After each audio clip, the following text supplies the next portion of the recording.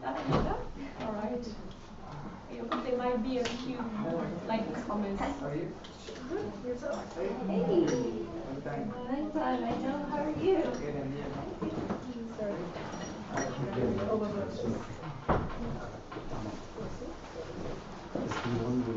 All right.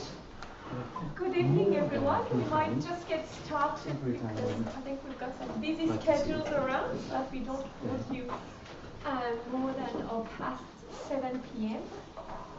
Welcome to the AISTS discussion series, starting tonight with a session on the relationship between event owner and event organizers with Mark Peters and David Gravenberg. Let me thank very much for accepting the invitation in a very, very busy week with Spodacode happening just next door. As you might all know by now, Mark Peters is the CEO of Goldoc, which stands for the Gold Coast 2018 Commonwealth Games Corporation. And David is the Executive Director of the Commonwealth Games Federation, the CGF. Both of them have experience on actually the two sides of the event, whether it's from the owner or from the organizer's perspective. Actually, David was sitting in Mark's shoes, kind of, being the CEO of the Glasgow 2014. And before that, he was actually the director of IPC Sport and IF Relations Department. Similarly, Mark was also the Executive Director of the Australian Sports Commission before joining Goldoc, and he was also the President of the Australian Baseball Federation, as well as an executive member of what used to be IBAF, International Baseball Federation. So they definitely have all the tools to discuss what we've decided to actually tackle tonight, and that should also be a good continuation for the current participants of what you've learned at CEMOS, and be very relevant for alumni, whether they are physically here or online all over the world. So what I suggest, maybe because it's more of a discussion, so that we know who we've got as guests, but maybe if you could briefly introduce just your name and maybe the organization you work for or where you're from shortly, so that we know who we've got in the room, because we've got about 10 editions of MSA represented tonight, so it would be good to see a little bit. I don't know if you want to get started, right? Hello, my name is Rohit Ramesh. I come from India.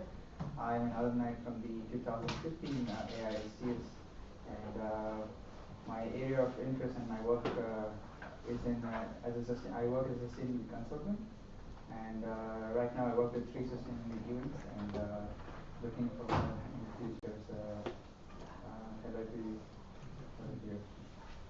Hi, I'm Aditya. I am from the 2008 class of AISTS. I currently work in the event operations team at the European Church Association. I'm Marina, right? Former head of Composite President's Office and International Affairs. I think everybody more or less knows what happens with Composite and FIFA. So currently have 3 agents, and that's me. Hi, I'm Joanna. I'm a current missing participant.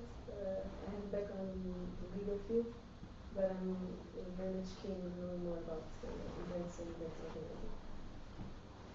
My name is Stephanie. I'm from Canada and previously worked for the Toronto 2015 Pan Am Games in revenue and planning, as well as in venue management. So I'm looking forward to learning more about events relationship as well. Hi, this is Marta. I'm from Spain. I'm MSA 2015, and I just started in FIUG. My name is Victoria Iverson. I'm Swedish. I did the MSA in 2013. I'm also a free agent, as you put it. But my background is in international relations, and I used to work for the World Economic Forum in Geneva. Hello, my name is Somesh. I did the MSA in 2013. I have a management consulting background. Now I work with Federación Equestre Internacional, and I do event comparisons one to another to see if they can be graded in a very objective way to find out which one is good or bad outside the feelers of the boardroom. I'm Pecan, and I'm the current student in AISTS, and I previously worked in NGO as an administration intern, and also have experience in organizing conference. Very into event management. Hi, good evening. I'm Rashid Hall. I'm graduate from 2015 batch. Jamaican with a background in events and marketing and also team management at international events including the Glasgow 2014 Games. Hi, my name is Murat. I'm a current participant of MSA. I'm an international referee of World Taekwondo Federation, and formerly I was the Secretary General of Kazakhstan for the Federation. Hi everyone, I'm Jérôme Figuel. I'm a local boy from Lausanne. I did MSA with my neighbor in 2011, and I work for International Ski Federation in charge of media relations and communications on Alpine Volta. And my name is Michael Navrosnik. I'm dealing with this business development project within IPVD. And thank you for accepting beach volleyball in the 2018 We can all thank Mark. And we're just welcoming hands and you. Just want to say your current participant, folks, where you're from. Okay, I'm Hans-Jürgen Kvolle. I'm a student at the MSA program here at AISTS. I'm also working for the International Orienteering Federation as a marketing manager with biggest focus now on digital strategy. Hi, I'm Anil. Hi, my name is Neil, and I recently finished the Lillehammer 2016 project. Do we have anyone online, Don? We have 2 people online, but they haven't told us who they are yet. They will tell us later. In the discussion. Excellent. Thank you for taking the time to introduce yourself, but also to actually share with us the questions you had for our guest tonight. We were able to identify 3 recurring themes for the different questions you had. The first one was really on the operational environment and the complexity of GoldDoc. The second one was more on the role and responsibilities of the event owner versus the event organizer, with a special focus, from what I could gather, on commercial rights, but also on delivery and operations, including risk management. And the third one was more on the KPI and the measure of success from the event owner perspective versus the event organizer. Keeping in mind that when we put up the theme and say event owner, we know there can be some philosophical debate on who actually owns an event. Is it not even the participants in the end? So we might not focus the discussion on this. We know it exists, it's there, but we've identified those 3 recurring themes. If you feel there's anything that's not covered, please feel free to interact, and we'll start with your questions. But maybe just before starting, I was thinking, because it can be a bit confusing for people, the environment around GoldDoc, and so that we better understand where CGF and GoldDoc sits in comparison with, I don't know, the city of Gold Coast, the Queensland government, the federal government, if you want to give us maybe a little bit of a picture. Yeah. So we're called GoldDoc, so our receptionist can answer the phone in a few brief sections rather than the Gold Coast 2018 Commonwealth Games Corporation. So we made some monumental decisions early on, but it is a complex environment, and it varies in each country. So in Australia, you need all levels of government. So we have 3 levels of government. The bid proposer was the state government. It underwrites the entire budget. The national government funds a small proportion, but for us they're very important, because things like border protection, immigration, health, where if health professionals are going to come from overseas. So our national government's contribution is more VIK, value in kind, than cash, but absolutely essential, because they control access for people into and out of Australia, and as we go through the crazy circumstances we are at the moment, then that whole border protection area becomes bigger and bigger for any event organiser. And then our third level of government is the city of Gold Coast, who are the biggest beneficiaries of having a major global event within their city. And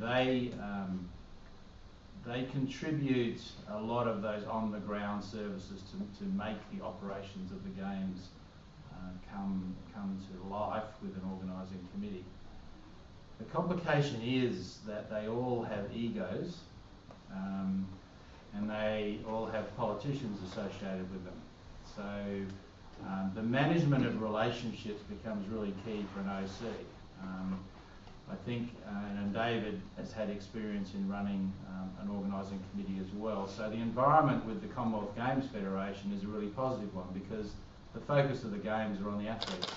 We want to attract the best athletes. We want to have the best legacy back within the countries to see more participation and striving for excellence in administration and everything else. So they are common goals, and I know David will talk about later on in the whole Transformation 22 agenda that the CGF is actively and properly driving, is about positioning the Commonwealth Games. So for an organising committee, we want to attract the best athletes. We know that we will run a great games because there are Australians all over the world involved in sporting events, and they all want to come back to the Gold Coast. And if you see pictures of the Gold Coast, you'll know why they all want to come back to the Gold Coast. And the mix of that with young people on the Gold Coast and in southeast Queensland, to have them introduced to the games experience. So the governance mixture, which is probably back to the first question, is just complicated, but it's complicated in every event. What you have to be able to do is to focus on what the outcomes are and why that bid is actually was put in originally. How do you achieve those outcomes, and then how do you work for the greater good of the bigger reason that you have global events in sport, because we all believe that sport makes a major impact on the lives of so many people. And when you have a major global event, how do you make sure that legacy plays out all the time? So there is no 101 management book on how you structure your organising committee. You've got to look at the skill sets of people. They're often, when you read your management books, it'll talk about you don't ever design organisation around skills, or in events you do. And you look at the skill sets available, you utilise that, you adjust your structure. You've got to be flexible,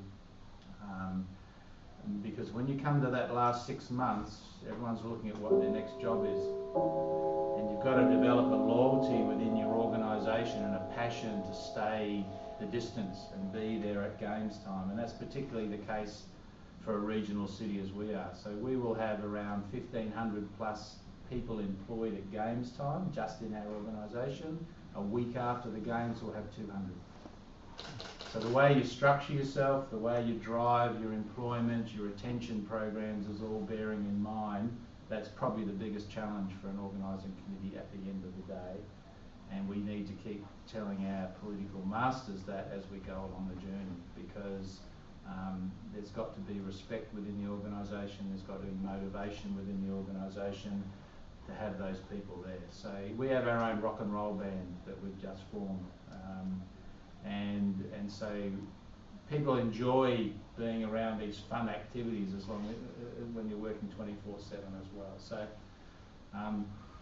So the message around governance is it's complicated, it's individualised, and if you look at every organising committee, it will be different in the way that you drive it. And the relationships are key. So for me, and I know in David's role, we spend a lot of time not doing the fun things. We spend a lot of time dealing with the issues around 3 levels of government and how you keep reinforcing and reminding them why they're spending all this money on a global event. And that's a key for our board and for me as we move forward. Maybe just to add some points. I mean, I completely agree with Mark in terms of it being a very complex environment. And I mean, I think the universal principles are pretty standard. Those who invest want to make sure that they can justify and showcase their return on investment. However, different institutions, public sector, private sector, third sector, have differing degrees of anxiety and ambition. And a lot of it has to do with context. I mean, if I use the Glasgow example, which is a very different context, it was a regenerative market. So Glasgow is using the games to regenerate, where I would say Gold Coast is a very sustained market, but using the games to reposition the Gold Coast and its ambitions and aspirations, and reinforce an already very, you know, I would say saturated Australian sports market.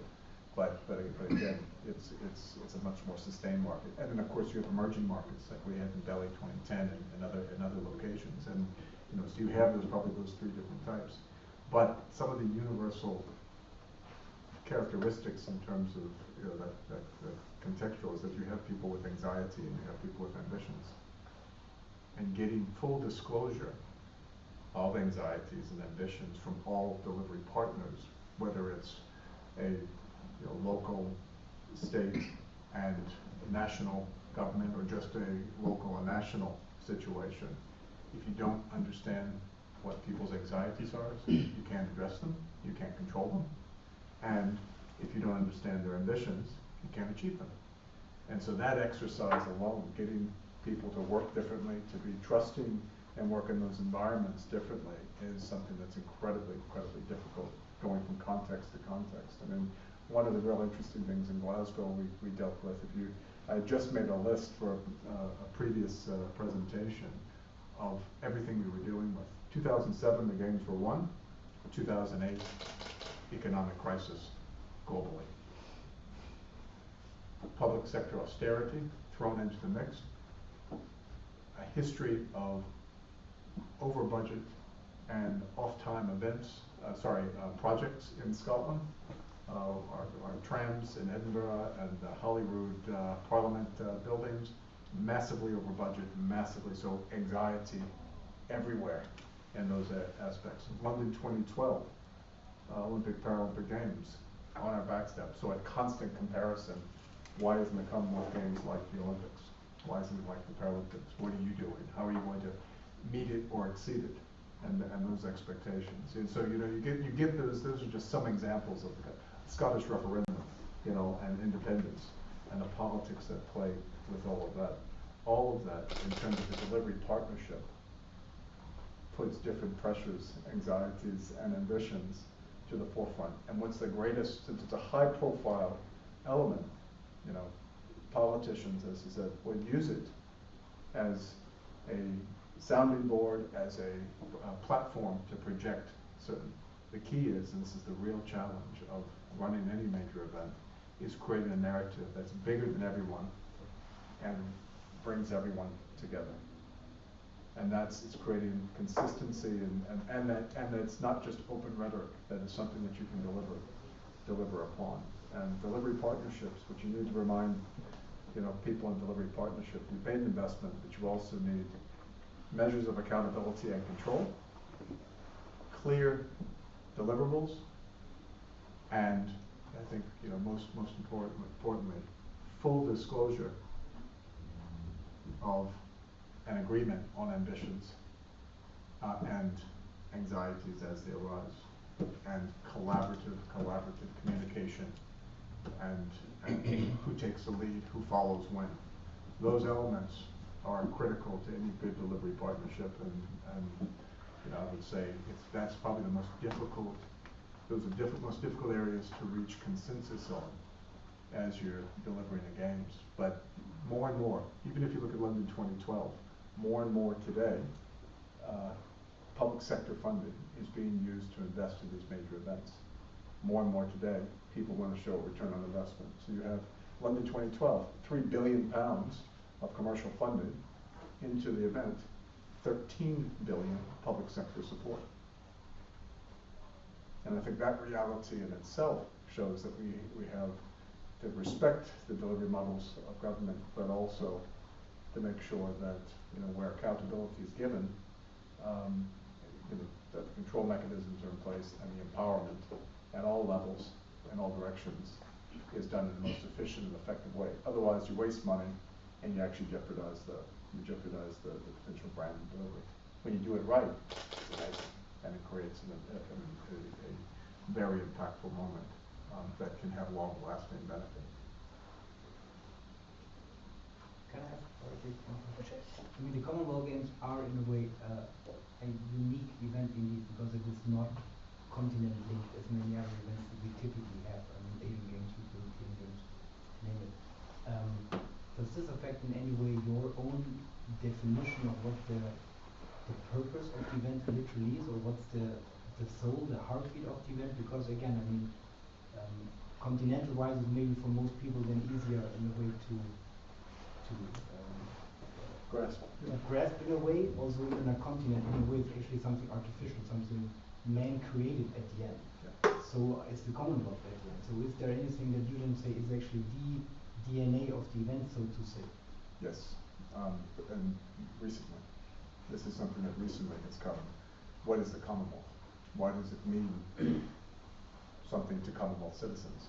And of course, I'm an American, as you can tell by my twang and my accent, but you know, as a non-Commonwealth citizen, I used to go around in the lead up to Glasgow and ask people, why is this important to you? What does it mean to you? And you got very, very different answers.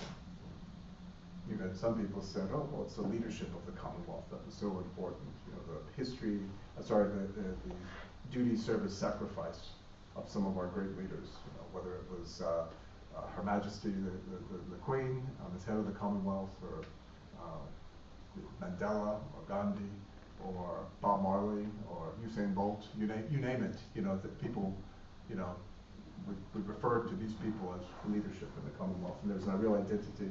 There's history, heritage, and tradition of the Commonwealth from a colonial past. Very challenging history. You know, legacy of slavery, legacy of sectarianism, you know, indigenous reconciliation issues, all these very, very emotive colonial elements that, you know, we don't talk about typically in society. Yet they're there, and they're very, very, very defining.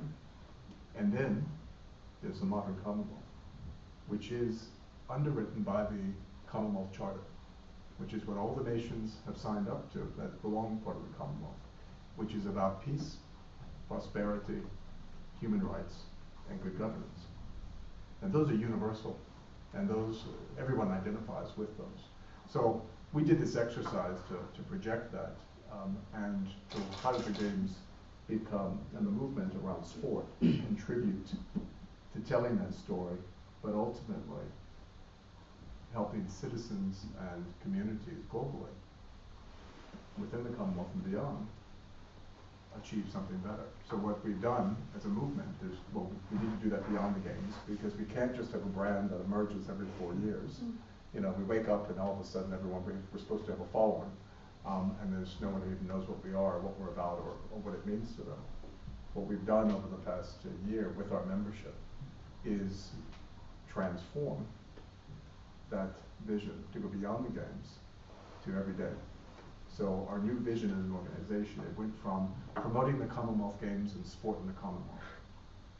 And that was what endured for many, many years, is building peaceful, sustainable, and prosperous communities globally by inspiring Commonwealth athletes to drive the impact and ambition of all Commonwealth citizens through sport.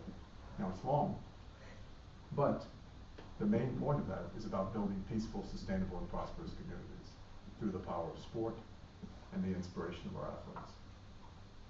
And the designation of a Commonwealth athlete. So it actually means, are you an active citizen or a citizen by accident?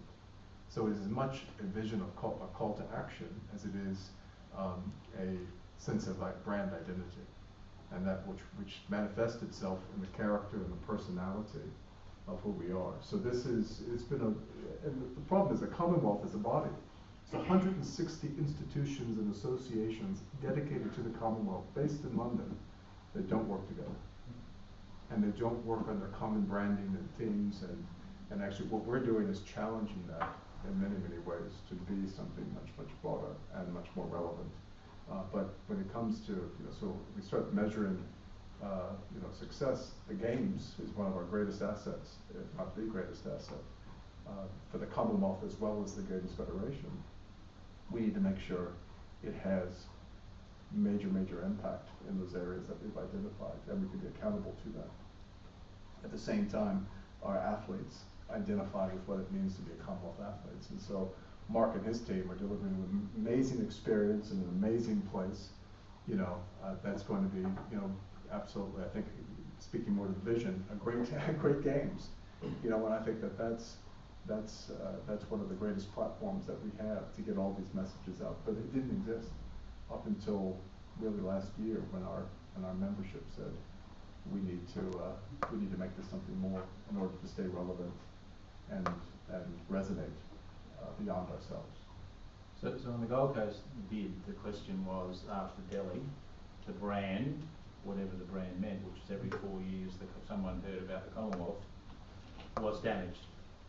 And in a competitive worldwide events area, there needed to be a change. So the actual bidding for the Games for the Gold Coast was to position the 6th largest city in Australia on the world stage, where the main economy for the Gold Coast is tourism. And there's 6 or 7 Gold Coasts around the world, many in tourism. So it was analysing all of the events available. We're never going to get an Olympics. We're a regional city of 500,000 people.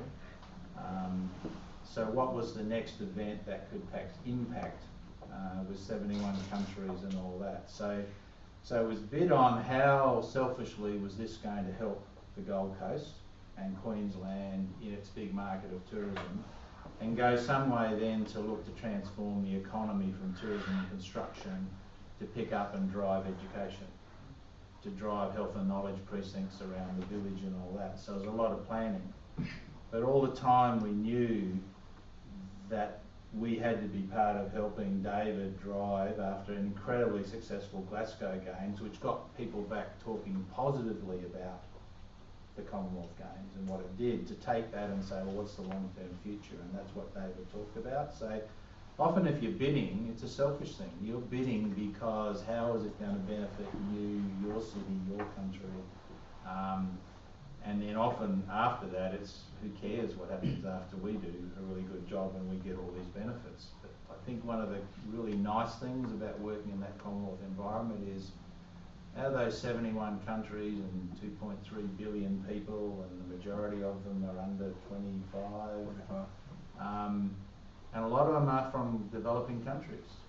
And as someone called us during the bid stage, well, why are you bidding? You're just a big, white, arrogant country. And we actually go, when you go into the Commonwealth Secretariat to meet them, and you go up and there are all these beautiful tapestries and pictures of the British killing all the colonial people, and you go, how does that work in the Commonwealth? But they're obviously excellent tapestries and paintings, so that's why they're there.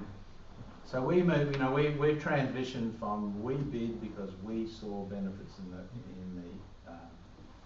the bigger federal government and state government investing in infrastructure on the Gold Coast because we had a global event, rather than fighting Central and North Queensland for resources and all that. So very selfish analysis that we thought we could win, even though Melbourne was in 2006, so Australia had already had it, and normally there's a 20-year cycle. But the good thing now is you do that and you bring people in and you start to look at the bigger challenges about what's the future of the Games, the relevancy of the Commonwealth. You become part of it. Glasgow just moved us in a good direction, and I think now everything around what David's doing to say that this is the friendly Games and it's about real legacy for countries and people and athletes. It's not just about running an event, and that's, I think we'll see the Commonwealth go stronger and stronger. It'll never compete with the Olympics. Olympics is the pinnacle for any athlete. But this is about a whole lot of other reform benefits that come out of running a major event that perhaps when you first bid you should be focusing on, but it's always going to be selfish. It's all going to, how is this going to benefit us? And that's why we're going to invest all this money in it. The value for money proposition is that if we can, address some very relevant issues, and whether that's small things like reconciliation or issues of you know, violence or conflict reduction to contributing to more sustainable, that's more of a peace basis. So you can't be a sustainable society or a prosperous society without peace. If you don't recognize people, then you're not inclusive. If you don't respect people's rights, you have no basis to be inclusive or give people recognition.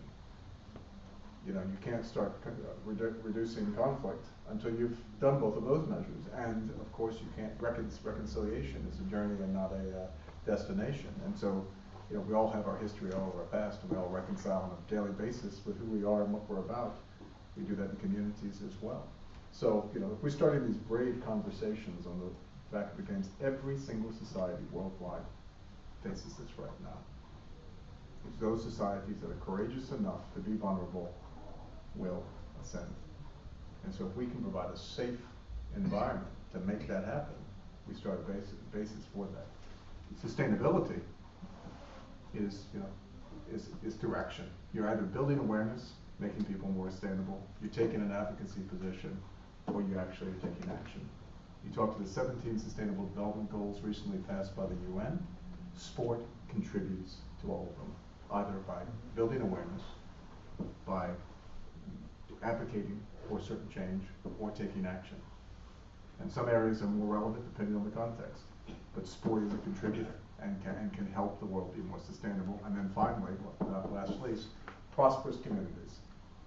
Are people more happy and confident, more innovative and creative, more ambitious and aspirational because the event and the journey of that event has come to your shores? If you look at it that simply, in terms of, look at it as a house, you know, with 3 pillars, the sustainable pillars, but the basis is on peace, the sustainability, and the roof is on prosperity. If we can show from city to city to city that our games has contributed in those areas, and Gold Coast has some just amazing examples of, you know, addressing peace issues, you know, Indigenous reconciliation. It was the first event in Australia that, and I'll let Mark talk to that, but you know, the first event in Australia to have a reconciliation plan that is having meaningful dialogue and taking meaningful action for Torres Strait Islander and Aboriginal communities. That's courageous, and I don't know if you want to talk a little bit about that, but that is something that's very relevant in a Commonwealth context. And if you're an organiser, it can be scary because you know what you have to produce, you know what you have to do to get the best athletes, and now you're making games relevant to society and across the whole Commonwealth. So we had a brief discussion about sustainability. It flows beautifully off the tongue. But when you get into sustainability, it's about courageous decisions. That when you go out for a major procurement, you actually put in there that you want to know where those goods are made. There are no sweatshops in any contract we give out.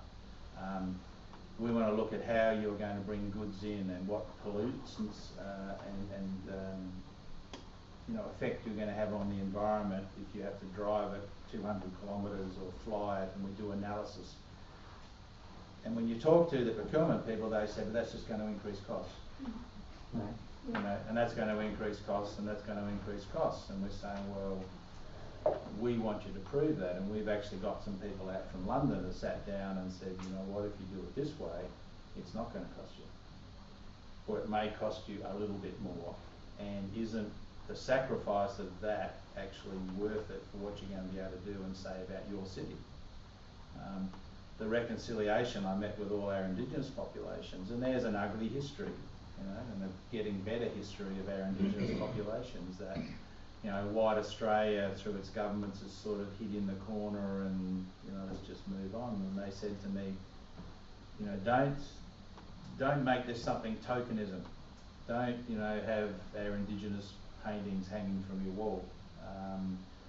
Actually do something, and do something around language, do something around our food, understanding our culture. Give jobs to Indigenous people, give jobs to Indigenous businesses, even though we're not the most competitive. And through this reconciliation plan, which is a document that we actually put and say, we will do this. And we're in the final stages of guaranteeing a percentage of employment for Indigenous people. We are using Indigenous companies already Normally their capacities are small, so you're not usurping what you'd normally do in your big capacity procurements, but you're actually doing something in this area. It's scary because your bottom line's your budget, and everyone, particularly governments, are focused on how much money you spend and save money here and do this, whereas some of these things are going to cost you a bit of extra money. So our budget's a $1.5 billion expense budget that will drive downside. That includes facilities and that. So what difference does 200,000 or something make in a budget of that size to drive all of these principles around you as a city, you as an organisation, and as a bigger movement? And that's the bit that we're driving within our organisation. And if you go to our website, we launched our mascot last week. It came out of a helicopter onto the beach, and it's a blue koala, and it's blue because there's a backstory to it. The main story is that in every tourism shop in Australia, you can go and buy a cute koala that's grey. So we're in a commercially competitive market. So we have a blue koala. The backstory is Gold Coast surfing. A koala's told he can never surf. He practices surfing, falls off a lot, goes bluer in our beautiful blue ocean. Eventually surfs, first koala ever, perseverance, all the attributes we want to see in our athletes and young people, and will be commercially brilliant for us because you just want to hug him. So, but the Indigenous people, and I presented to their elders 3 days before we launched the mascot, and actually showed him, we called it Borrowby, which is the Indigenous word for koala. Never been done before. On the foot, feet and the hands, we've got Indigenous markings, which talks about the journey of athletes coming to the Gold Coast, and that never been done before. So, and the elders got emotional because they saw that we're real. This is real. It's not about tokenism. We used young Indigenous artists. There's now a young choir from the Yugambeh language group that sing our national anthem in the Yugambeh language. And all these things are what your values are as a games and that. But we've turned it into a commercial thing as well. So we don't go out and say, it's a Indigenous name blue koala because we're going to make a lot more money out of that than the grey one. It's being serious and then working out how you can not increase costs, but how you can actually take commercial advantage of what you're doing. And always treading on those fine lines of credibility. Just a question. You talked about anxieties and ambitions of a complex organizing committee, and at the same time the evolving definition or soul of an event owner or rights holders. Like I'm talking about evolving because going back to Delhi, when the games were getting messier, there were lots of reports about why host Commonwealth Games. It has no meaning today, and now for the first time when you defined it, I heard that okay, fine, what is the current meaning, on which direction are you heading? So I think the story has to come more often. We need to refresh our brand Absolutely. in Delhi. I mean, in Delhi, in India. Absolutely. Because we don't want it to be a four-letter word. Exactly. It needs to be. So when you move out of countries like England, Australia, when you go out to look for new hosts in other Commonwealth countries, how do you align your two ambitions, like the complexity of the organizing committee and the vision of event of when, at what stage, and how? Well, I do, and I encourage you, if you go on the CGF website, Transformation 2022 is our strategic plan, which was unanimously adopted by all of our member nations. And this is a group that unanimously didn't adopt anything in the past. So it was a very, very landmark moment when all 71 nations and territories adopted Transformation 2022. And by design and by name, it is here to transform this thinking. Focuses on 4 strategic areas. One is innovative and inspirational games through a robust Commonwealth Sports Cities network. So how do we use sport? How do we use sport to drive prosperity in cities across the Commonwealth? And how do we use our games you know, to be a shining example of innovation and inspiration. And so there's a number of aspects within that.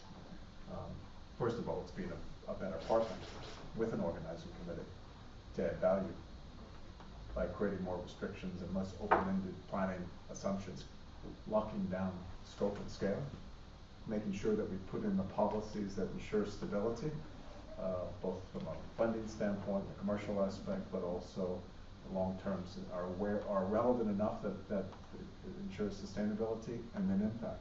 Showing that from Kuala Lumpur all the way through to Gold Coast, that our games have delivered peace, sustainability, and prosperity. Because those three words talk to government better than anything. And that is absolutely critical in that piece.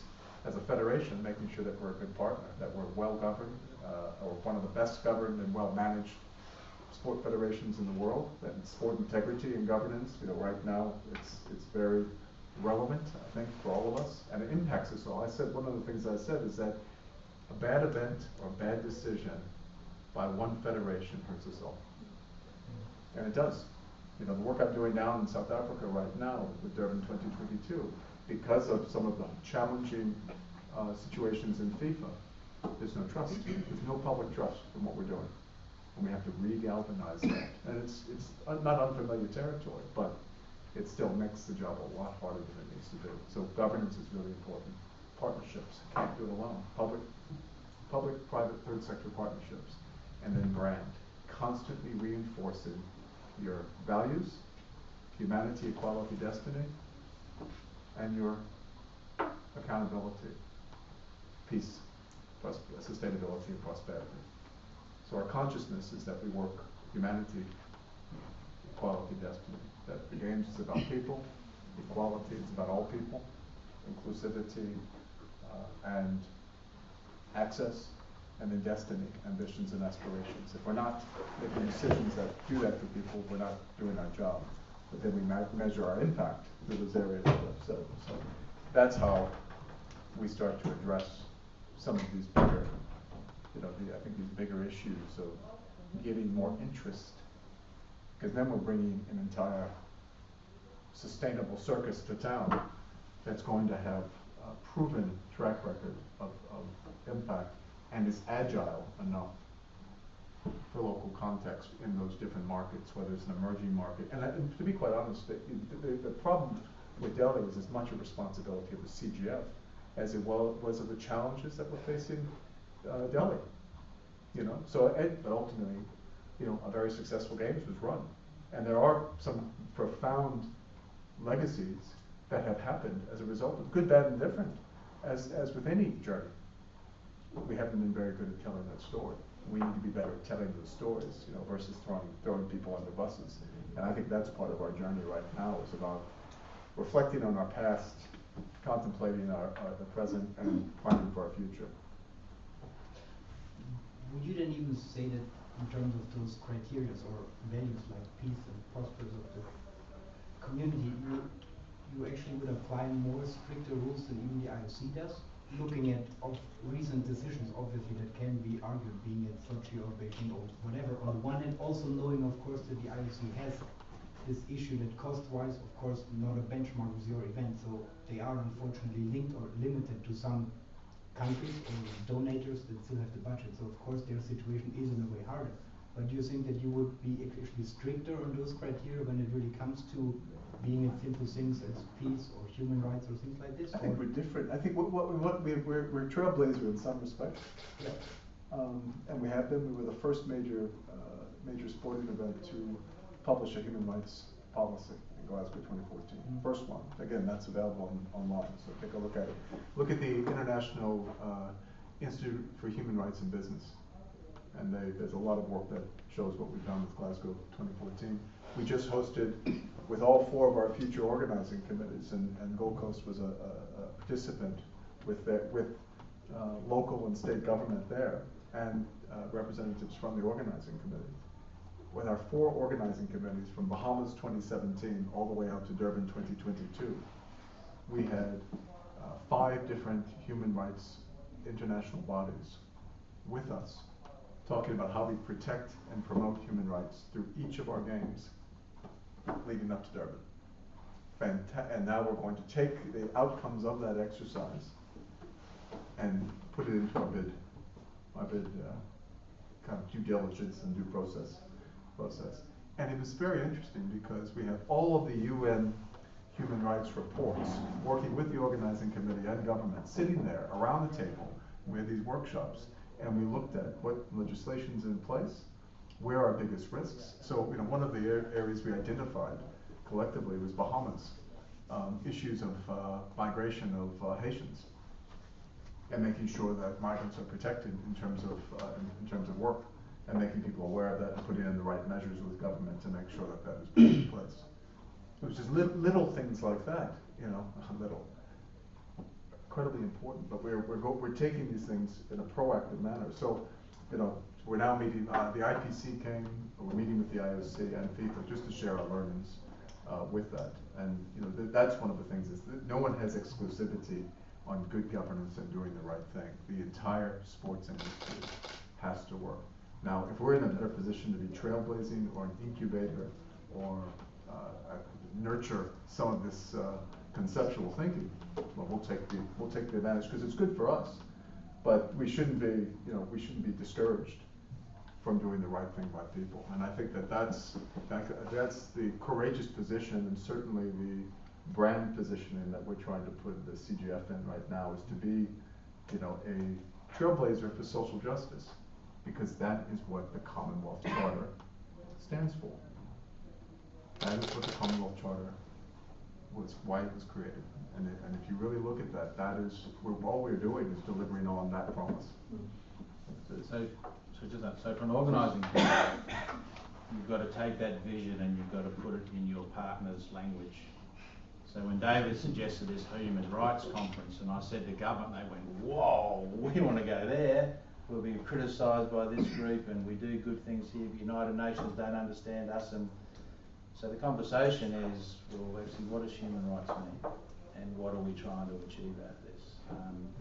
We all need to reduce budgets, we talked about, because the games will not survive at any level as these budgets just skyrocket, because there are expectations from the receivers of anything that has to be contained and lessened. And so, there are expectations from the way games have been run in the past, of the privileges that certain people get and all that just blow as an OC, your cost out of the water. Stadiums, you don't need to design 80,000 seat stadiums that never get used again. You won't design 45,000. So that's the conversation that you've got to be brave enough to have as an OC with the national body, and we're in that position. You've got to be challenging, but you've got to understand the language you use, because it's not universal, when you're explaining to your partners what you're trying to achieve out of the games, because at that political level, people have to be re-elected. So you don't want to be involved in controversy, these events, to get good stuff, and good stories. So I think there's a real, you've got to have that ability to define what everyone's objectives are that we talked about before, and then how's your discussion going to go ahead, and bearing in mind who you're talking to. Sorry. And a friend of mine from Football World Cup, OC, he once created a very nice metaphor for all the organization. He said that it's like a marriage, and wherein the central government is like one of the families, groom or the bride, and the state, along with the OC, is the other one. And the most forgotten, as with any other marriage, are the bride and groom, which are the athletes. So I would like you to share something as to what you think that should be done for making these events a spectacle for the athletes as well. If you look at the athlete experience or the athlete life cycle, you become aspiring, then you become inspiring, and then you retire. And so many athletes are not reflected during that journey. They're either on for the ride or pushed along that journey, and not necessarily in their own way. And we in the world of sport have created an enormously selfish industry. We have perpetuated a selfish culture in sport. We've claimed to be inclusive and have acted exclusive so many times. And our contracts, I mean, I worked as an agent for about 2 years in the United States in the lead up to Sydney. Worked with a number of athletes in negotiating sponsorship contracts and other events. And I can tell you, the way many of our contracts are written perpetuate a culture of selfishness because it pays, and it pays big. We need to start changing the way that we measure success. So going beyond high performance is important. High performance has standards and it legitimizes and it's exciting and it's really powerful, to high impact performance, which shows that my performance was not only relevant to me, but relevant to my community, to my country, and to my movement. How do you do that? Simple. You connect athletes to causes, and their performances have impact on those causes. So their influence and the influence of their performance. Could you imagine every single day of the games being able to celebrate athletes performing that are contributing to making the world a better place, tangibly, and people giving in that direction? That's how you connect athletes to a performance. What we did in Glasgow, not without controversy, on the opening ceremony, we positioned our athletes to create a call to action for the children of the Commonwealth. UNICEF, a globally relevant brand, one of probably the most legitimate and credible brands in terms of the UN and certainly in terms of NGO work. We raised £6 million, 10 million US, on a single night during our opening ceremony as a call to action from our athletes. It gave the athletes real legitimacy and purpose. Global first. It fundamentally has changed the question of what we do with opening ceremonies worldwide. Again, trailblazing moment. Again, now, not without controversy, and a lot of people say, "Gosh, is this the UNICEF games, or is this the?" To be quite honest, the legitimacy and conversation that has been created around that courageous move has further reinforced the Commonwealth brand. Now, I'm not saying that that's going to be necessarily repeated for Gold Coast. I mean, that's something that Mark and I are talking about, is how do we create, Australia's proudest moment, but also the Commonwealth's proudest moment, and showcase some of these really important causes. But the athletes in that position as the front runner, athlete-centered, sport-focused. I mean, that's what it says in our mission as an organization. How do we create the spark coming from the athletes? And that's really us working together in smarter and different ways to link them to bigger causes, to make them. So when I'm a Commonwealth athlete, it's not just during the occasion of the games, it's every single day.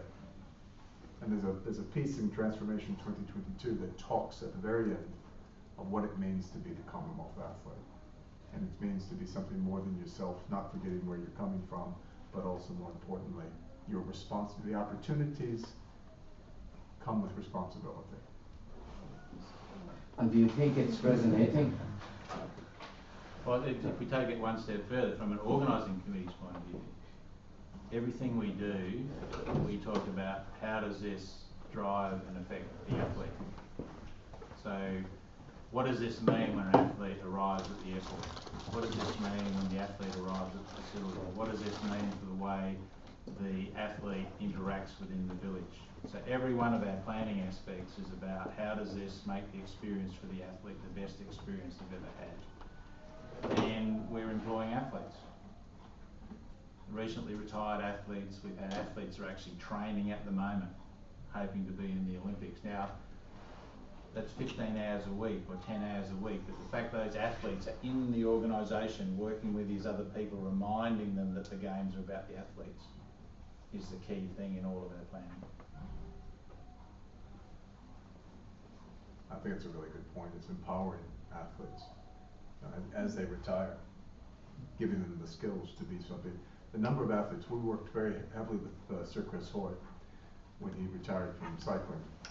He was obviously one of our great Scottish athletes, and it was, you know, obviously people were wishing he was going to continue and participate in Glasgow. But the fact that he didn't, we needed to find, obviously, what is going to be his connection. Well, he was a UNICEF ambassador. He was getting ready to him and his wife were getting ready to have their first child. It's a real compelling, meaningful, relevant story about safeguarding children, about child's rights, and about children's empowerment. It's finding, you know, so there's, and we use the athletes to drive that message. We just had our Samoa 2015 Commonwealth Youth Games, where we were able to use some of the funding that we raised in Glasgow and run a project for 1,800 Samoan children, where we had our athletes come out and teach these kids valuable life skills and actually engage the athletes. So we had 64 countries and 1,000 athletes, and we offered this opportunity for the athletes to come out and meet, you know, some of these kids. And some of these children had never even brushed their teeth before. You know, and now they're interacting and talking and playing with these athletes, and these athletes are getting a much broader perspective of what's going on. We had athletes going to schools and talking to children as well during the occasion of the youth games, because a lot of the community in Samoa, you know, many of these people will not leave the island.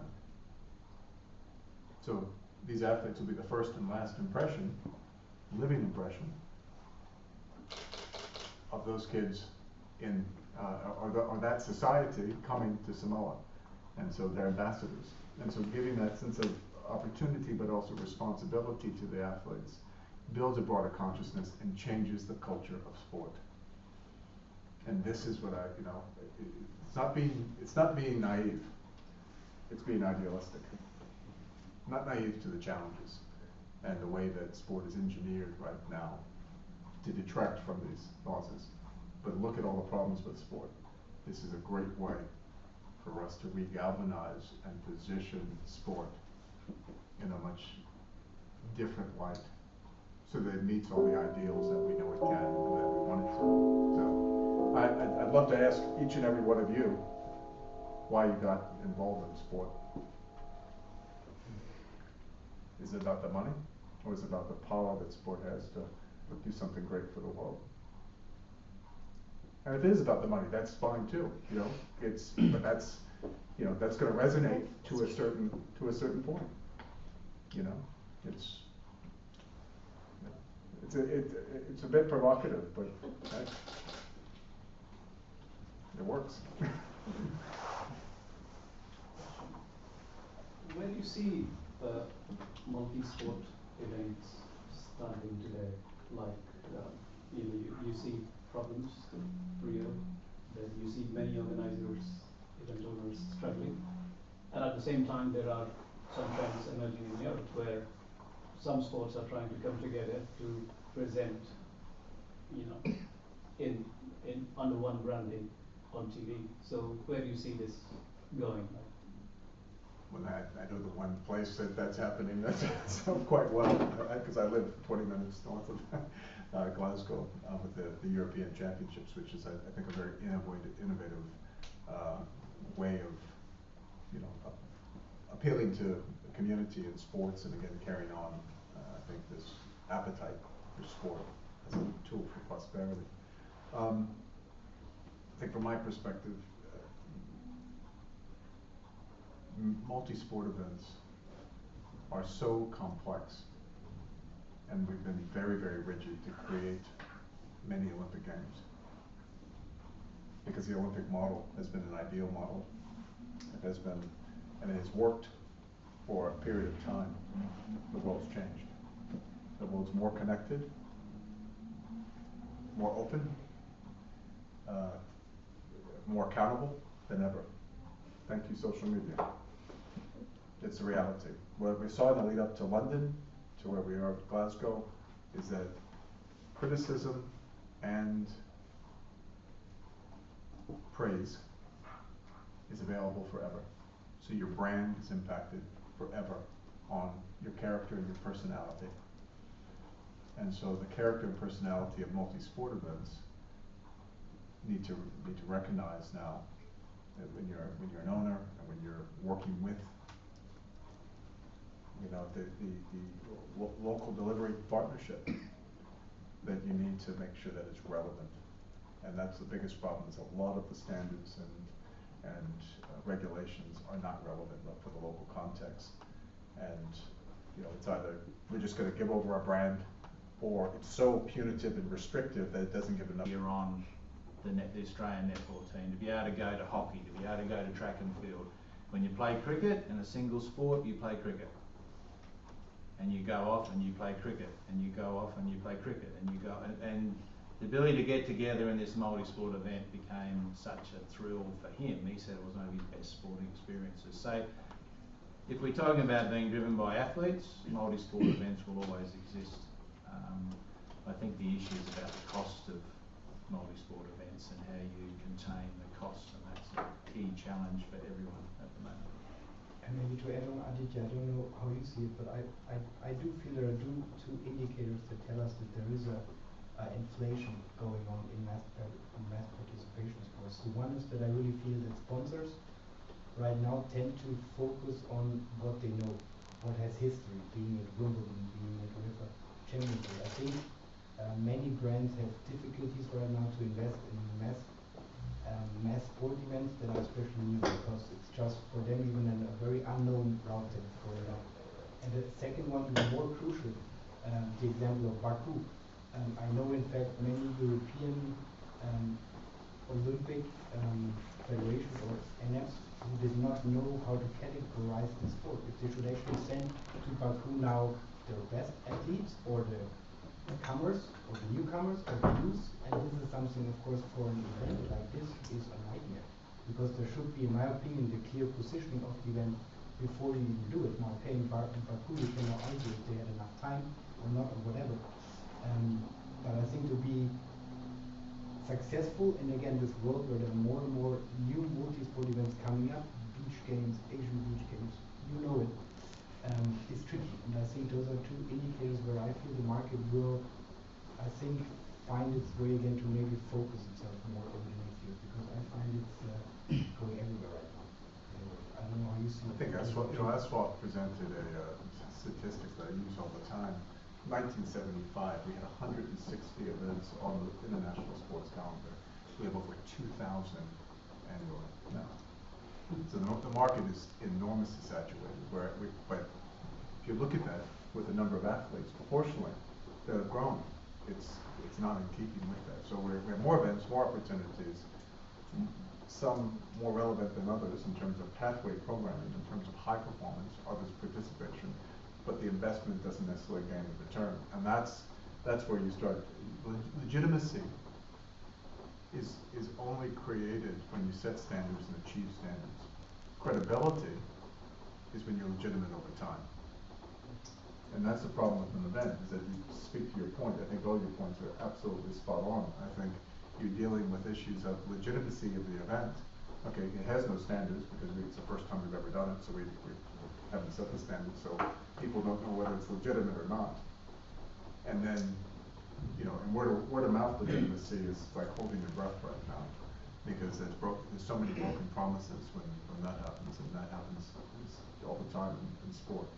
And you're putting more pressure and more responsibility on national Olympic committees and Commonwealth Games associations and national sport federations to fit in an already packed schedule, but you're not providing them more resources to do so.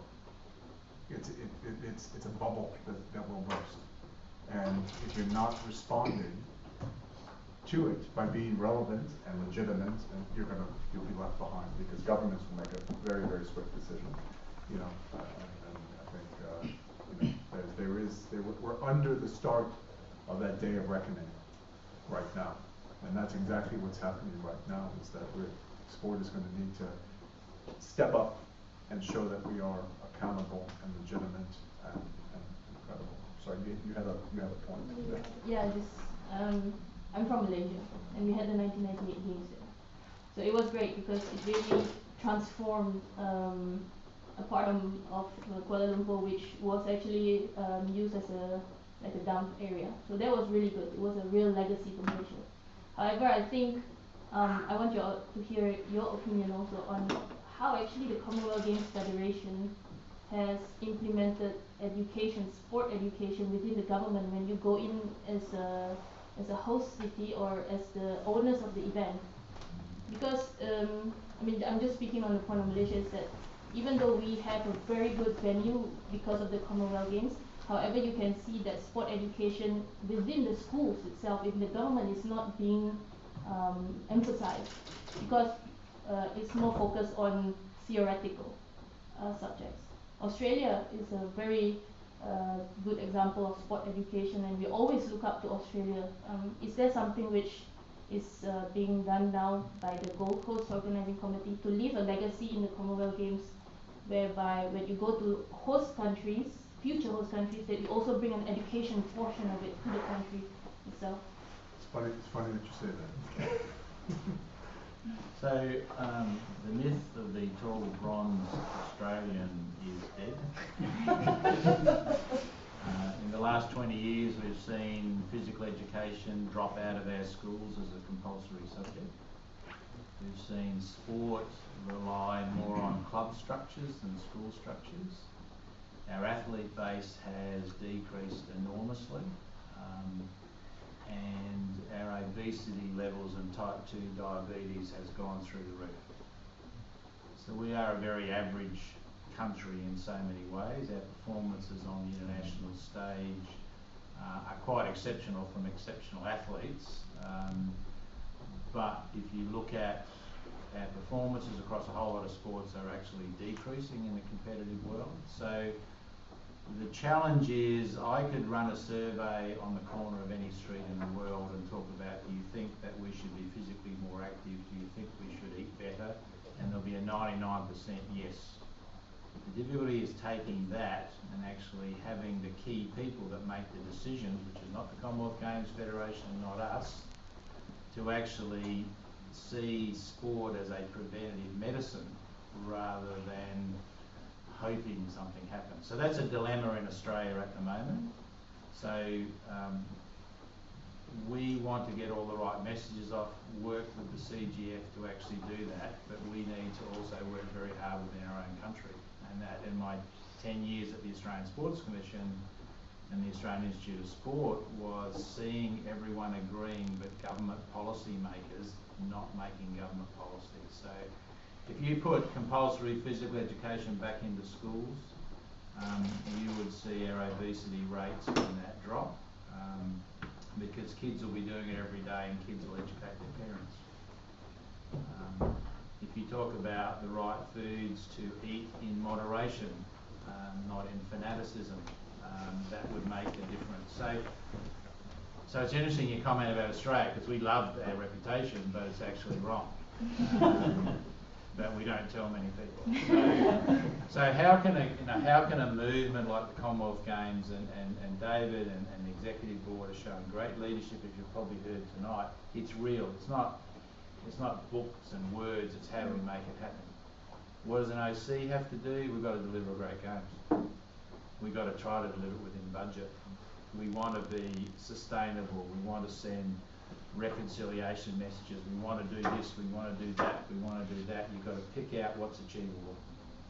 And you've got to focus on that. And in some way, when Durban come along, there's been really good lessons and practical things that politicians go, oh, actually, that was pretty good and that worked, driven by the CGF. So as an OC, we have to rationalise all of this. So David and I will always have great debates about our opening ceremony because it's about the athletes. and what that means and messaging and all that, and ours will be totally different from Glasgow's, but there's got to be key messaging through that as well. And it comes back to where we started this whole thing. It's about relationship. If David and I didn't talk, the movement's in trouble. If I didn't protect my organisation from all these other influences, there's nothing about what's best practice in the future of the Commonwealth Games, we'll be in trouble. So when you go into OCs, you have these roles and you have to understand them from day one. And you've got to define what those different roles are. So a long answer to absolutely, we will do everything we can to implement what David and the CGF and us being part of CGF is trying to achieve. We'll absolutely be athlete focused. We want athletes to talk about their great Commonwealth Games experience and not be shy to say they're a gold medalist in the Commonwealth Games because they see it as a second-rate event after the Olympics. It will always be a lesser event than the Olympics, just because we have 75 countries competing and some of the powerhouses don't compete, but it's still, those athletes are still the best athletes in so many ways. So that's all got to be packaged together for us to work with David, with Durban, and then the next city after that to understand all the great benefits that come out of it. I think just very quickly to your point on legacy. And legacy's not something that is done to you, it's done by you. And that's something that we were very, very fortunate in Glasgow, and to have both a national government but also a local government that owned legacy, that championed legacy, that created frameworks of accountability for legacy, and has continued to report on its investment and the outcomes of that investment on legacy, the sporting legacy included in that. You go on to Legacy 2014, Glasgow Legacy 2014 Scotland, online, you can get all the statistics, and they recently are continuing to put out reports. It'll be generational, it'll be 25 years that they'll be measured. We have a 5-year program right now. I'm still on the legacy. For example, I still sit on the legacy board for Glasgow City. It is something that is I've never seen done right until, and I'm not saying we've done it right. I'm saying we've started to do it in a different way. And Mark's having challenges in getting the different governments to own aspects and to wrap up their narrative that this is because of the Commonwealth Games. But there are some tangible legacies that Gold Coast will have from a national sporting standpoint. Unless government owns it and does the things that Mark has said, it won't happen. It's not going to happen by accident. It has to be owned and driven and a priority. And that's something that is something that we as a federation, as we move forward, need to be better at nurturing that environment so that we create those long-lasting legacies and almost make it a prerequisite to say who's going to own legacy and what are your ambitions there. Durban, right now, very, very clear ambitions about youth empowerment and female empowerment in South Africa as a result of the Games. And this is really about employability and skills acquisition and awareness, and various other aspects. And we're linking, knowing those ambitions and knowing that there's programs that the government is going to link to the Games to help that is very helpful. But it's by design, not by accident. Don't think I have a question online. No. Yeah, tell us they've all gone. Put them all to sleep. All right. Just one last question. Yeah. Thank you. Going back to what you were saying before, there is some evidence to suggest that people are leaving conventional organized sports and going towards more less conventional, let's say, sports. And I was wondering whether the Commonwealth Games are taking that into consideration. And there's also a report from the Australian Sports Commission from 2013 exactly touching on that point. It's more towards the sports program of the Commonwealth Games, but are you at all considering that? We've been very conservative today. Very, very conservative, and I think that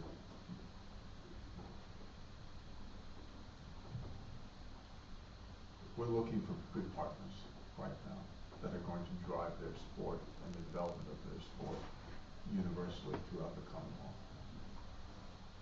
And so we're at a point right now where those sports, we're trying to set a baseline, because the baseline hasn't really been set in the past. We have historical relevance, but we don't have a meaningful baseline of how widely and regularly and meaningfully practiced is your sport in the Commonwealth. And that's something that we're now just getting going. But I could very much see us looking at, you know, the ambition is that we're engaging young people in the Commonwealth and doing all these wonderful things through the power of sport. And I would have to say that any sport that comes to the table and says, we believe in what you're trying to achieve, and this is how you can help us, we can help you, and this is what we can do together, you know, I think we'll be very, very receptive to it. Very receptive to it. So the sort of reporting you talk about, there are two trends. One is if you wanted to do athletics, you would join your local athletics club. You would then pay a fee, X percentage of that went to the state body and X percentage went to the national body, and that's how those sporting organisations funded themselves. Now you have all of the fun runs. I never know why that name's there, fun run. Nothing's fun about agony. So now you have commercial operators coming in, running these massive big fun runs, triathlons and all that, and all you do is you pay a single fee to enter that event. You get a free t-shirt. You don't have to go into an organisation. So a lot of sociologists will say we're anti-establishment as a community now. People would rather sit in front of a TV set or on their social media arguing with a screen rather than to go into an environment like this and discuss differences around simple things like what uniform colour should we have for next season. So we're seeing in Australia, and this is now panning out elsewhere, is that lifeblood of finances for organisations is disappearing and moving more into the one-off fun runs and all that. We are seeing a number of sports respond to the challenges of the new generation. So suddenly we have rugby sevens, we have beach volleyball, we have a number of sports modifying their traditional games to meet the excitement and that people are expecting. The difficulty is how far does that go before we just have robots competing against each other. And that's the difficulty. Who in society, maybe yourselves, start to actually challenge a lot of these things, because I think if you try to look into a crystal ball at the moment, you've no idea what sport's going to look like in 20 years' time. Because as David said, credibility is disappointing, anti-doping, match fixing, corruption, all these things that affect the credibility of thing called sport. And once credibility goes, governments will not invest. Commercial operators are in it for different reasons, and so for sport we see this real dilemma. So that's why you'll see reports out now like that about, you know, we need to change to meet the needs. Traditional sports maybe don't have a future. Does the Olympic Games perpetuate a number of Olympic sports? Because every 4 years there's this massive investment in a multi-sport games. And I think one of the things now with David, and that is, you know, we've put women's sevens rugby in for the first time in our event. Women's boxing, and you know, our medical profession will scream till the games is in now. And we're seeing modifications that I talked about before. So some sports, and in some of your countries you don't see lawn bowls. It's a pretty staid sport. So in Australia now we have rock and roll music, coloured uniforms, substitutes where, you know, in the sport when it gets close, someone rolls it very quickly and tries to smash all the bowls to pieces. Well, now in Australia, the big 7-foot lady, you know, comes in as a substitute from the side with music and everything else and bowls one bowl, and then goes back and sits down. World bowls go, you're joking, you can't do that. Yet the popularity of lawn bowls in Australia has gone from your average age 60-year-old to 19 and 18-year-olds playing now in our national team. So I think similar to snooker and darts, and it's kind of taken on a very similar, kind of appeal, mass appeal of an experience of an event. It's a nice thing. Yeah. So some sports are addressing it. The sustainability of sports is the big issue in the number of sports. So when I was at the Sports Commission, we funded 78 sports. And my recommendation is we fund 28 because it's unsustainable. And you're averaging your dollars out rather than investing in a future. And so there's going to be great jobs for you all trying to solve these problems if you believe in sport and the power of sport to affect the lives of young people moving through to older adults. That the passion around something, not sitting in front of screens, texting and whatever, but going out there and cheering for your team and being at the venue and all that. It's a really interesting time in Australia for where society's positioned at the moment and why I think the multi-sports events and that brings a whole lot of different people together across different sports to cheer, to sob, to hug, to high-five and all that is such a key part of the Australian society that we're just starting to see wane. And that's a concern for a lot of us that work in that sport area. So the Commonwealth Games will bring that back. Australia's a big fish in a small pond. And Australians will love that. And there'll be a real passion. It's how do we turn that into a legacy after the Games, and that's what we focus on now as David is. So it just wasn't a great event because everyone loved Borrowby, our mascot. It was a great event because the legacies were real in so many different ways. I mean, one final point for me too is I think e-gaming. I just was in Boston a week ago and had the chance to experience virtual reality for the first time. And a fairly sophisticated was visiting a family, and they developed games. One of the prominent development firms. So got to put on the whole headset and everything, and fly and feel the whole environment with it. Amazing, and really disoriented in some ways. But that was one step. It then showed me augmented reality and where that's going, which is I can see all of you, but there's statistics and everything floating around you, and there's things I can pick up and play with on the table, and we can throw things at each other, all types of things. It's a completely, how that impacts the world of sport, don't know. But I do see a convergence, not only as no longer passive spectating going to be the way. It is going to dramatically change the world of sport and those federations. I think our day of reckoning is coming, both socially and technologically. I think there's no question those sports that are becoming appealing and exciting and engaging and can respond with the times and keep up with the social demand are going to, both being sincere and stylistic are going to be the sports of the future. And we'll see where that goes in a multi-game setting. But I do think there's going to be a convergence very soon that we have no idea what that's going to look like, but it'll be interesting. So yes, I think that to Mark's point, you'll have plenty of jobs. So you've all heard about the fantasy leagues. My young grandson introduced me to the fantasy league for AFL football. It's compulsive.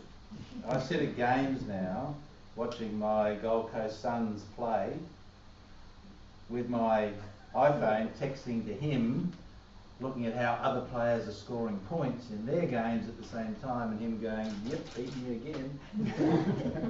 And I go, this is how easily you can get hooked on it. So I'm part of that now. And I did beat him last weekend. I have last question. Very last. So my country is not part of the Commonwealth Games. So we all know there is no country who has interest to organize European Games second and after Baku. So how is rate of challenge in competing to organize Commonwealth Games?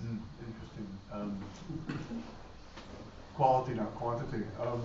That's That's how they spin that.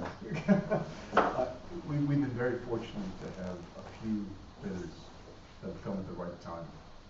Durban and Edmonton were running for the 2022 privilege. That was the games.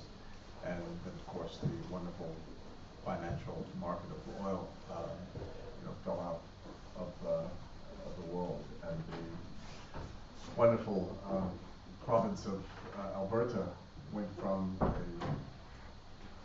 surplus of 500 million Canadian to a deficit of 7 billion overnight.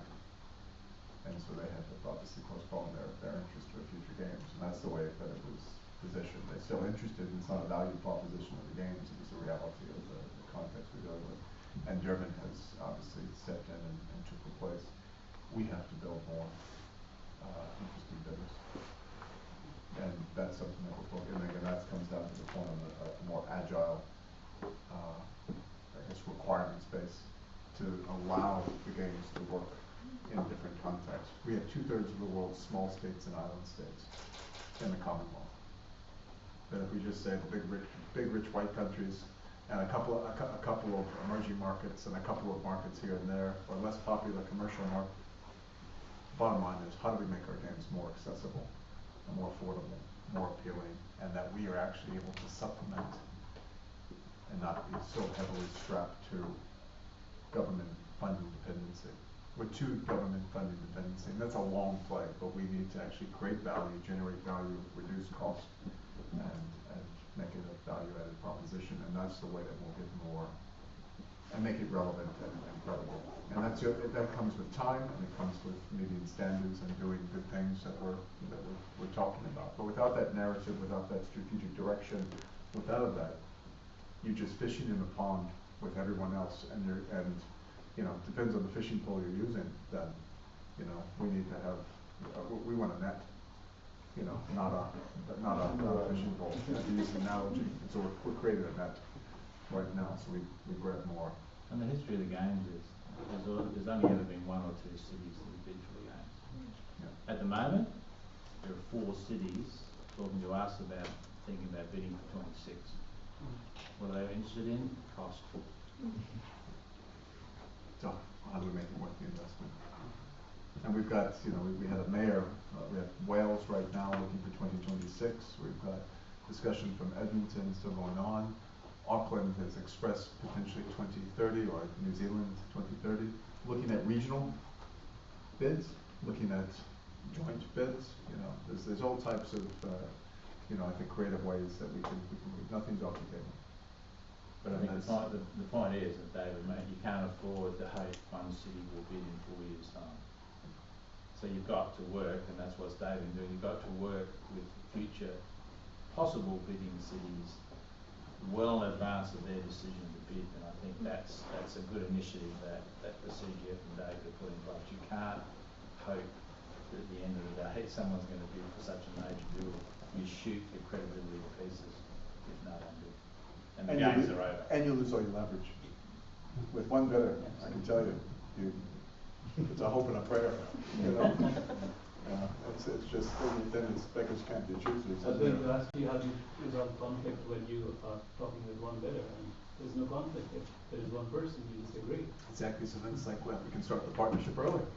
That's basically it, and what you need to, that's what we did with Durban, is we needed to start the partnership early. And it was basically saying we need to go in there now and start talking as if we're partners, and then build the case for why this is a good bid moving forward, and understand the anxieties and the ambitions and start to address them now to make this work for everyone within the expectations of the movement, but also in the direction of where we're going. So it's very sensitive, and but at the same time, when you do have when you deliver over time, you do have a track record that you can point to and say we've got resources, and we're part of something, we're part of history now. And that actually becomes very, very compelling and positive history that's transformative and life-changing for your citizens and your communities. And that's the idealistic vision there, but with tangible results. And that's the real it's a real challenge. But I have to say that Mark and his team have been very, very helpful and positive and supportive of the movement as well. They sent a team to Samoa, not only to learn, but also to support Oceania and also support their delivery of the games. And they said, and their people helped the Samoan Organizing Committee deliver a very successful, probably one of the most successful Commonwealth Youth Games. And so I think, working closely with the ambitions, us understanding the ambitions of Gold Coast and the organizing committee and supporting that, complementing that, and vice versa, that it's a partnership. And it's been great.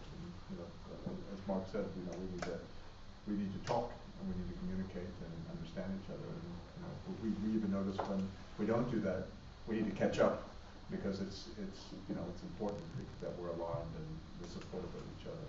And we all have competing priorities, but I think it's about relationships and partnership in the end. People in partnership. Okay. Thank you very much for this inspiring and refreshing discussion. I think we're ready to close now. Thank you for the online followers. And for those of you interested, we'll see each other on Wednesday on the road to Olympic inclusion. Thank you very much. You